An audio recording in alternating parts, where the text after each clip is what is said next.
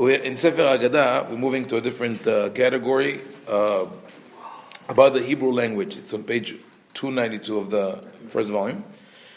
And we see that at a certain point, the rabbis were very concerned about the Hebrew language. That was the time that, following the Greek invasion, the Greek conquest in 323 before the Common Era, and then the wars of the Maccabees, many people fell in love with the Greek language. Even the rabbis really praised the Greek language, but they were afraid that it is going to take over. And it's really interesting, the phenomenon of the Hebrew language. There's no similar case in the history of the world of a language that survived for so long. People speak about the revival of the Hebrew language, Eliezer ben Yehuda, that he revived or almost invented the Hebrew language, but the truth is it was always alive. People always studied the ancient texts, but every generation added a new layer. So you have the language of the Torah, which is different, the Tanakh, one layer of the language. Then you have Mishnah, it's a different style. The medieval Hebrew, different style. But they all got woven together. So you might say a sentence in modern Hebrew where you combine words from 5-6 different periods that go all the way back, to 3,000 years ago. And another interesting thing that this is where we don't have a parallel is that most modern Hebrew speakers in the state of Israel would be able to read large parts of the Tanakh and understand what it says. They will need a dictionary here and there, but in general they could read it and feel that and definitely if they read the Mishnah, they could understand many parts of the Mishnah based on their spoken language. And part of it was because this emphasis on the importance of the Hebrew language. To the extent that we have this statement in the name of Rabbi Meir, כל הדר בארץ ישראל וקורא קריאת שמע שחרית וערבית ומדבר בלשון הקודש מובטח לו שהוא בן העולם הבא. This is actually an easy recipe, right? To get, he says, you want a ticket to paradise, a ticket to heaven, you need to do two things. Live in Eretz Israel and read Kriyat Shema in the morning and Kriyat Shema in the evening. To read Kriyat Shema in the morning and the evening takes how long? It takes about let's say you read it slowly with intention, 5 minutes. So morning and evening, 10 minutes. And medaber b'lshon hakodesh, and you speak Hebrew, you're done. It's very good.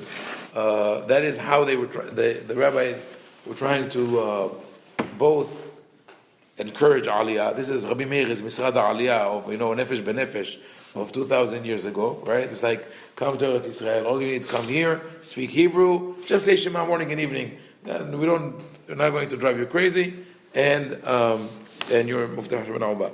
Other people went to a different direction, more negative. They say this, which is taken from Kriyat Shema. You should teach your children those words so they would be well versed in them. מכאן אמרו, כשהתינוק מתחיל לדבר, אביו מדבר עמו לשון הקודש ומלמדו תורה. When a baby starts talking, the father should speak with him in Hebrew and teach him Torah. That is good. But they say, ואם אין מדבר עמו לשון הקודש ואינו מלמדו תורה, ראוי לו כאילו קוברו. But if he doesn't do that, if he doesn't talk to him in Hebrew or teaches him Torah, it's as good as if he buried him, which is really extreme. But they wanted to scare people, as I said, on the background of the culture that they had back then. And where does he derive it from which text? It says, teach your children to speak those words so you'll have long life.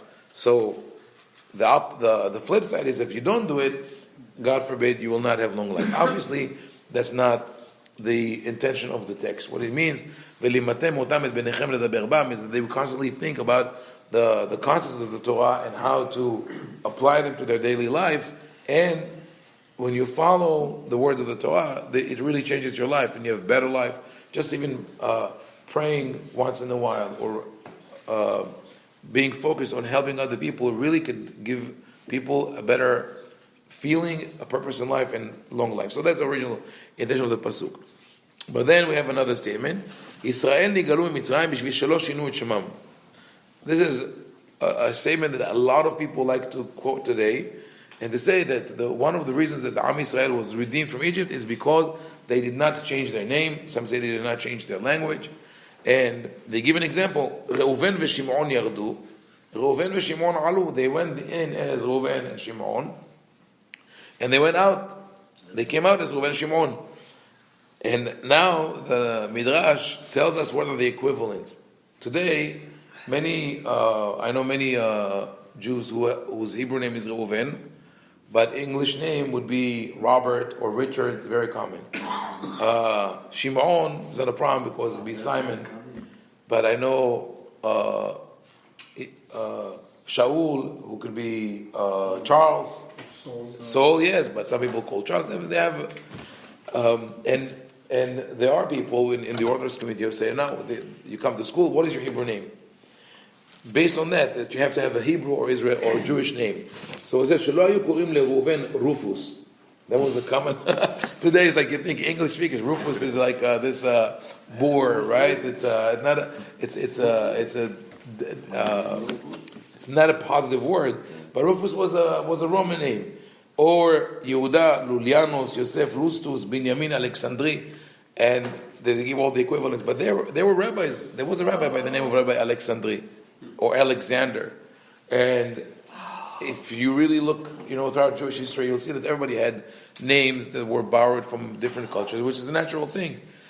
In the Orthodox Ashkenazi Haredi community, you will find all these names: Zundel and Henech and Feivel, right, and Leib. Those are not, and Mendel, right? Menachem. It always goes in Menachem Mendel, Hanoch Henich, Gershon Zundel. They're Ashaga Feivel. They have equivalents.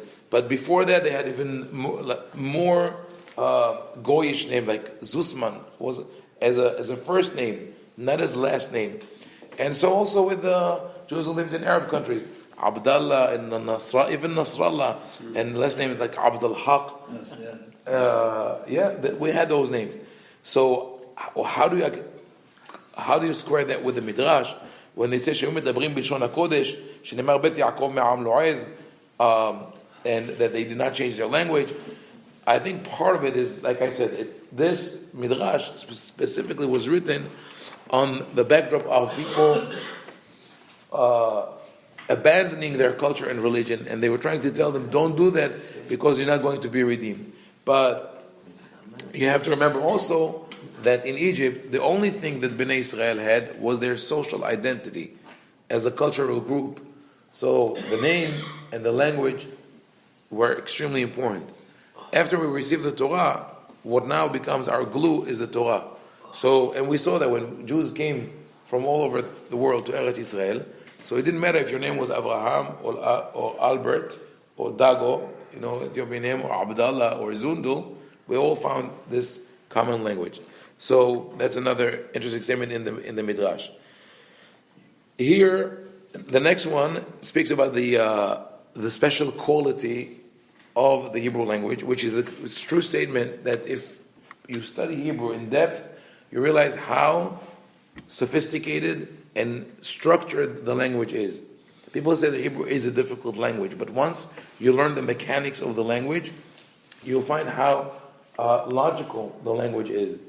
My wife teaches first grade, and she doesn't always follow the books as they put out, because some of the books work more on memorizing more words and more words. Instead, she works for the first 6 months in first grade on the mechanics of the language. She lets the kids identify what is the verb, what is the subject, right? And then once the kids understand that, they start building and constructing full sentences in Hebrew, and it's amazing that they could do that.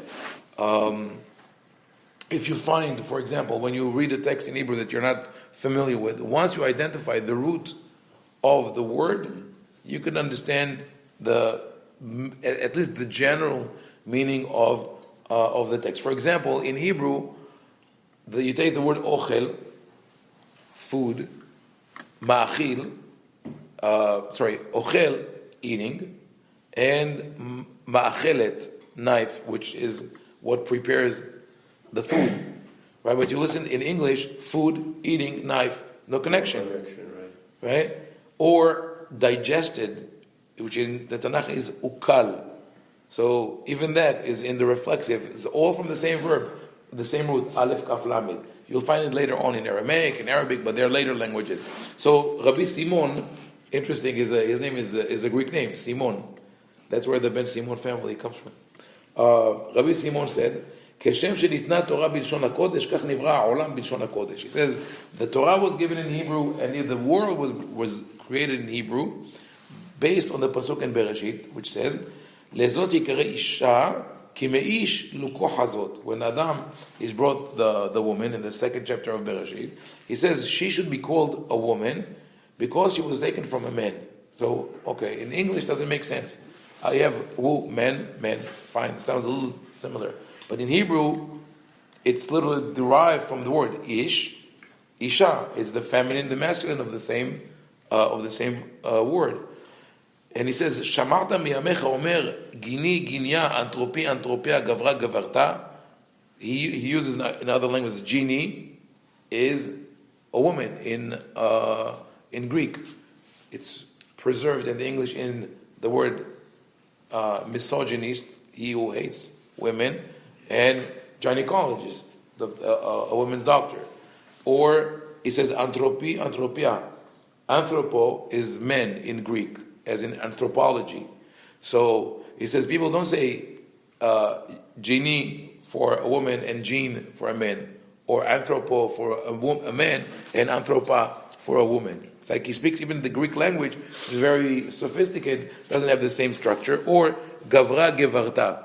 In Aramaic, there's a different word for a man, gavra, and for a woman, marta. Like in Arabic, mara or rajal. There are completely two different words.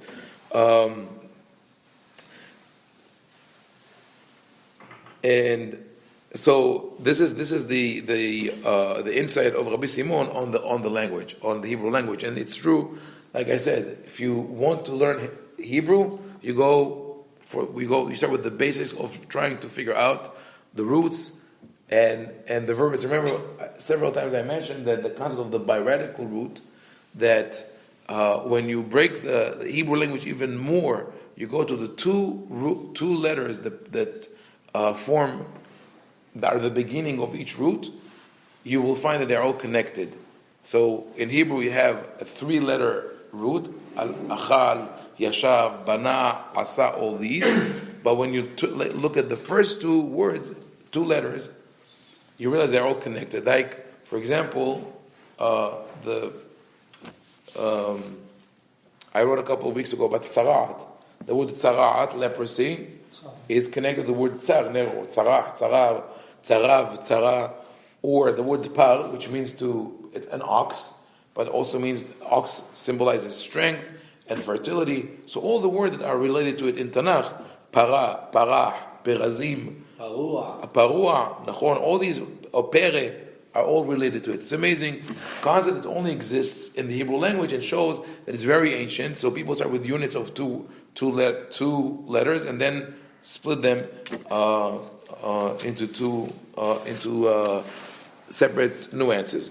Okay, finally we'll bring this interesting story. Amar Rabbi Haneh, lo yad'u hachamim ma'u serugin v'haloglogot u'matateh. So the rabbis didn't know the meaning of the words serugin, haloglogot, matateh. I'll explain what it is. Amru nelech v'nish'al bebet Rabbi. They said, okay, let's go ask Rabbi Yehuda Nasi. So all these words appear in the Mishnah. Rabbi Yehuda Nasi was the author of the Mishnah, and those were Hebrew words that even the rabbis were not familiar with. I mean, the new Hebrew words. Some of them from the Tanakh. Yatzah shifha shel bet Rabbi. So they came to the house. The Rabbi Yehuda Nasi was busy. So his maid opened the door, and she said, come on in. Yikarsu. No, she didn't say tfaddal. I was going to say, because she spoke Hebrew. Amra lahem ikansu leshanim. Oh, they had another question. It says, Mi gadol b'chokhmah or b'shanim. Who has priority? The one who is wiser or the one who is older? So she opens the door and she says, please come in order of seniority, of age. So she already solved the first problem. You go by age. התחילו נכנסים קטעים קטעים. So they started walking into the house, not in a straight line, like one, they stop, they're like hesitating. אמרה להם, למה אתם נכנסים סירוגין? Why are you entering intermittently? So they say, oh, this is the word that we're looking for, סירוגין. We didn't know what it means. Now we understand that סירוגין means intermittently. So the maid answers to their question. Maybe she was sitting in the Beit Midrash and they didn't know, because she now answers all their questions. I think that's probably what happened. Either that or it was really amazing coincidence. היה שם בחור אחד טעון פרפחינין נפלו מידו. It was probably clover. So he had some plants with him and they fell. אמרה לו למה אתה? אמרה לו בחור נתפזרו חלוגלוגך. She said, so the same word again, they were looking for haloglogot. She's saying, and now they know this is the plant. And she says, oh, we have a problem. And now it's those leaves are all over the floor. Hareni mevi'a matate. So now it's let me go get the broom. And they say, oh, this is the word. She went and brought what they call mechabedet, which I also explained. It's interesting. The word matate sounds a very modern word, right? If you would ask any Israeli today, who invented the word matate, what would they say? Probably Eliezer ben Yehuda. But the truth is, it's written in the Tanakh. V'titetia b'matate hashmed. God says about Bavel and Yeshayahu, I think. He says, I will sweep Bavel with a broom of destruction, like sweep it clean. The word the rabbis were familiar with is machbedet. And we still use it in a certain way. Machbedet is the palm tree branch, and it's called machbedet from the word kaved, because heavy. Because when it initially grows, if you look at the palm tree, it grows upwards, and it's beautiful. Then when the dates start growing, they pull it down. I thought from Shir Hashim, Sansinal. Okay, but the word machbed is not mentioned there. Again, אמרתי עלה בתמר, וחזה בסנצינב. Yeah, so they call it sansan, the branch.